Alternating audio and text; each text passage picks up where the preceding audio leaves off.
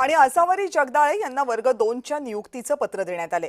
प्रशासकीय अधिकारी म्हणून पुणे महानगरपालिकेमध्ये त्यांची नियुक्ती झाली।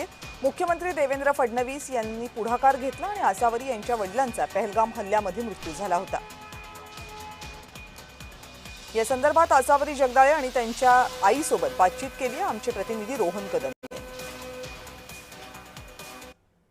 पहलगाम हल्ल्याला आता जवळपास 10 महिने पूर्ण होत आहेत आणि 10 महिन्यानंतर पहलगाम हल्ल्यामध्ये संतोष जगदाळे यांच्या मुलीला नोकरी देण्याचं सांगितलेलं होतं आणि आसावरी जगदाळे यांना नोकरी मिळते। काय प्रतिक्रिया आहे? कारण का 10 महिन्यानंतर तुम्हाला नोकरी मिळते। आधी सगळ्यांनी आश्वासन दिले होते पण तुम्हाला पळापळ करावी लागली। 10 म्हणण्यापेक्षा 11 म्हणा, कारण 22 एप्रिलला ही घटना घडली होती। आतंकवादी हल्ला झाला होता आणि त्यात माझ्या वडिलांचं निधन झालं। मी म्हणेन की हा 11 महिन्याचा काळ अतिशय खराब होता। खूप स्ट्रगल करावं लागलं, खूप फॉलोअप्स घ्यावे लागले, खूप अनेक लोकांना भेटावं लागलं, अनेक लोकांशी कॉलवर फोनवर बोलणं करावं लागलं। त्या 11 महिन्यांच्या स्ट्रगलनंतर आज माझ्या हातात ऑफर लेटर आलं आहे PMCकडून। क्लास 2 ऑफिसर म्हणून पोस्ट त्यांनी मला आज दिली आहे आणि मला आज बऱ्याच म्हणजे गोष्टी कळाल्या। त्याच्यामध्ये एक असं होतं की आपले जे CM आहेत देवेंद्र फडणवीस साहेब, त्यांनी खूप जास्त पाठपुरावा केला या माझ्या जॉबच्या रिगार्डिंग।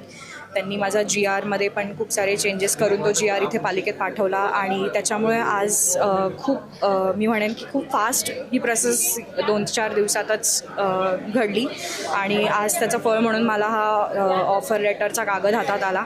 मी एकनाथ शिंदे साहेबांचे पण खूप मनापासून आभार मानेन, कारण नगर विकास खातं जे आहे ज्याच्यात मला आज जॉब मिळाला आहे ते साहेबांच्या अंडर येतं आणि साहेबांनी विशेष बाब म्हणून माझं पत्र शासनाकडे पाठवलं होतं की मला नोकरी मिळावी आणि त्यांच्या या निर्णयामुळे आज मला हा जॉब मिळतो आहे। मी म्हणेन की हे माझ्या वडिलांचे ब्लेसिंग्स आहेत की माझ्या पुढच्या आयुष्यासाठी सुद्धा आज ते नाही आहेत तरीसुद्धा त्यांनी माझी पूर्ण सोय आयुष्यभराची माझी आणि आईची करून ठेवली।